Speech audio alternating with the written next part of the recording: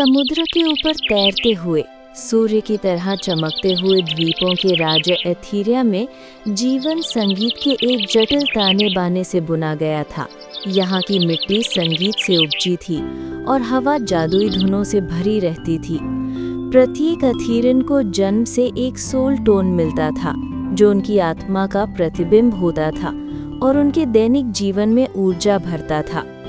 रानी लिरिका का soul tone एक उच्च स्पष्ट सोप्रानो था जो सभी को एकता और शक्ति प्रदान करता था। उसका गीत इतना शक्तिशाली था कि वो बादलों को नियंत्रित कर सकता था और बीमार फूलों को जीवन दे सकता था। लिरिका की छोटी बहन आर्शिया इस मधुर साम्राज्य में एक विसंगति थी। आर्शिया का कोई सोल टोन नहीं था। उसका मुख यद्यपि सुंदर था, हमेशा शांत रहता था। उसकी चुप्पी एथीरिया के रंगीन संगीत के बीच एक असहज खालीपन थी। परिषद के बुजुर्गों ने फुसफुसाते हुए कहा कि उसका मौन सोललेसनेस का संकेत है। रानी लिरिका अपनी बहन को बहुत प्यार करती थी, लेकिन राजसी दबाव के कारण उसे आर्शिया को समारोहों से दूर रखना पड़ता था। संगीत जीवन है आर्शिया, रानी अक्सर दुख से कहती थी, और तुम्हारा मौन मेरी प्यारी बहन, ये हमें कमजोर बनाता है। आर्शिया बस मुस्कुराती, उसकी आंखें दूर क्षितिज पर तैर रहे द्वीपों की ओर टिकी रहती। वो बोल नहीं सकती थी, पर उसकी खामोशी के पीछे एक गहरा अवलोकन छिपा था। वो अपनी उंगलियों से पानी के कंपनों को महसूस कर सकती थी और हवा की शांत थपथपाहट को सुन सकती थी, जिसे कोई और नहीं सुन सकता था। एथीरिया की शक्ति का स्रोत स्टार कोर एक विशाल प्राचीन चमकता हुआ नीलम क्रिस्टल था जो सभी द्वीपों को जादुई गुरुत्वाकर्षण से हवा में स्थिर रखता था।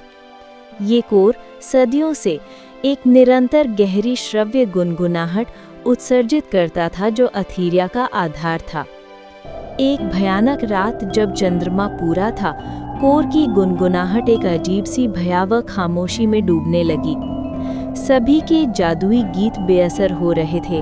गायकों की आवाज में कंपन आने लगा और द्वीपों पर लगे चमकते फूल तेजी से मुरझाने लगे। इससे भी बुरा ये हुआ कि द्वीप धीरे धीरे नीचे गिरने लगे थे, नीचे के काले तूफानी समुद्र की ओर। रानी लिरिका ने अपनी पूरी शक्ति लगा दी। उन्होंने कोर की ओर देखकर अपना सबसे शक्तिशाली सुरक्षा गीत गाना शुरू कर दिया। उनकी आवाज में कंपन था और उनकी आंखों में आंसू थे, लेकिन कोर को कोई फायदा नहीं हुआ। मेरा गीत, ये क्यों विफल हो रहा है? लिरिका निराशा में रो पड़ी।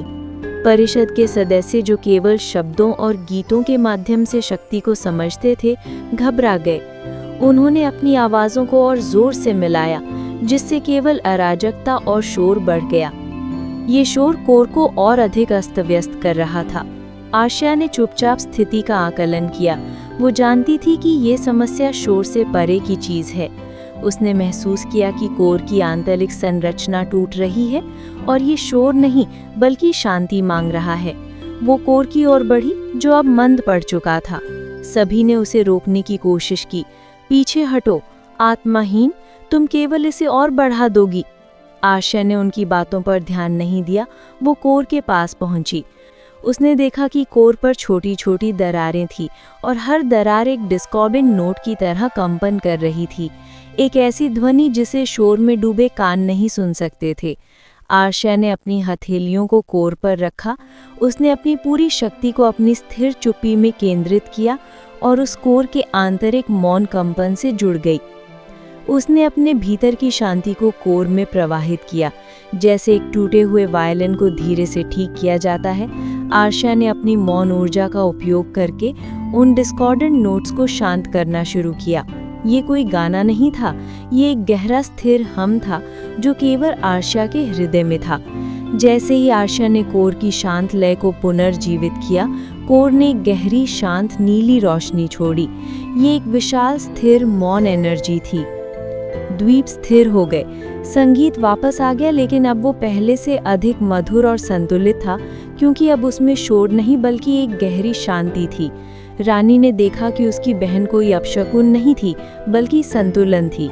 आर्शिया ने सिंहासन नहीं लिया, लेकिन वो कोर की मौन संरक्षक बन गई। जब भी परिषद में कोई बहस बहुत जोरदार हो जाती थी, आर्शिया बस एक शांत प्रस्तुति के रूप में प्रवेश करती थी और उसकी खामोशी ही सभी को शांत कर देती थी। सीख: दुनिया को बचाने के लिए सबसे शक्तिशाली जादू चिल्लाहट में नहीं, बल्कि गहरी सचेत खामोशी में पाया जा सकता है, जहां आप वास्तव में सुनते हैं कि क्या जरूरी है। सच्ची ताकत शोर पैदा करने में नहीं, बल्कि उसे शांत करने में है।